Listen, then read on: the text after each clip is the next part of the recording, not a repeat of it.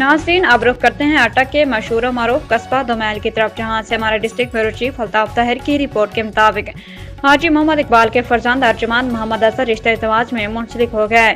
दावत उलिमा में अवामी, समाजी, तालीमी, मजहबी हलकों, जुमला बरादरी और दोस्तबाब की भरपूर शिरकत।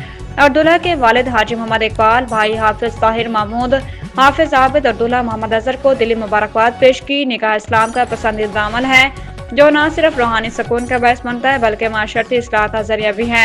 अहले बैत अलैहिस्सलाम की सीरत से हमें ये सबक मिलता है कि निकाह और वलीमा खालूस, सादगी और खैर के जज्बात से भरपूर होने चाहिए।